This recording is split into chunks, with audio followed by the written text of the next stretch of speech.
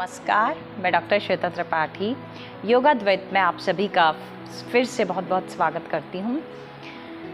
योगा द्वैत, जी हाँ, आसनों की एक ऐसी श्रृंखला जिसमें हम जानते हैं हमेशा एक नए आसन के बारे में जो हमारे लिए बहुत इम्पॉर्टेंट होता है। आज हम जानने जा रहे हैं बैठकर किए जाने वाले आसनों में से एक महत्वपूर्ण आसन जिसे कहा गया है गौमुखासन। जी हाँ, उसे काउ फेस पोज भी कहा जाता है। इसलिए कहा जाता है क्योंकि थोड़ी शरीर की आकृति गाय के चेहरे के समान हो जाती है, काउ फेस पोज। लेकिन इसको करने से पहले 5-7 दिन हमको अपने हाथों की, अपने शोल्डर्स की ओपनिंग बहुत ज़रूरी हो जाती है। तो उसके लिए 5 से 7 दिन तक हम कौन सी एक्सरसाइज करेंगे पहले ये जान लेते हैं।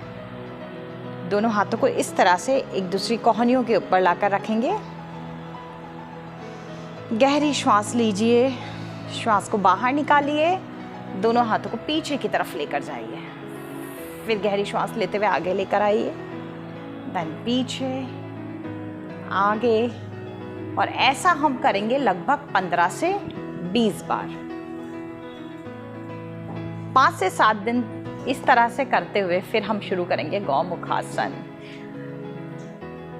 अपना लेफ्ट लेग घुटने से फोल्ड करते हुए राइट साइड में इस तरह से ले जाकर रखेंगे कि अपने पैर का जो पंजा है वो ऊपर की तरफ देखता हुआ रहेगा।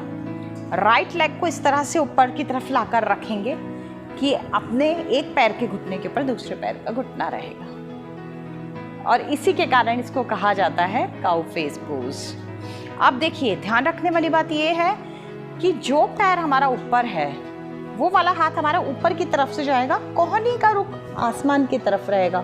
जो पैर हमारा नीचे है वो वाला हाथ नीचे की तरफ से जाएगा, और पीछे से दोनों हाथों का ग्रिप बनेगा। गर्दन, कमर, कंधे बिल्कुल सीधे। लगभग 20 से 25 सेकंड इसी पोजीशन में रुके रहेंगे। धीरे धीरे हाथों को खोल लेंगे, श्वासों की गति बिल्कुल नॉर्मल रखेंगे। पीछे की स्थिति किस तरह की बनेगी वो भी मैं आप लोगों को दिखा देती हूँ।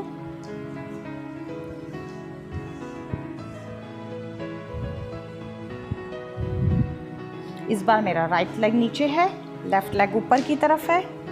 मेरा लेफ्ट हैंड ऊपर से आ रहा है, राइट हैंड नीचे से।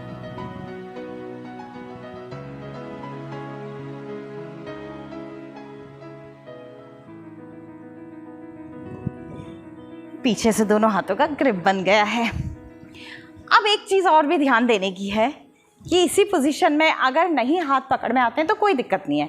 इसी पोजीशन में बैठे हुए हम लोग लेफ़्ट लेग को नीचे करेंगे, राइट लेग को ऊपर करते हुए। गहरी श्वास लीजिए, श्वास को बाहर निकालिए, फिर गहरी श्वास लीजिए, श्वास को बाहर निकालिए। इससे हमारा पूरा शोल्डर और पीछे का कमर का पूरा पार्ट है वो हमारा कवर हो जाएगा, उसकी पूरी स्ट्रेचिंग हो जाएगी। पैरों की पूरी स्ट्रेचिंग हो ही रही है, हाथों की स्ट्रेचिंग के लिए बहुत अच्छा रहता है।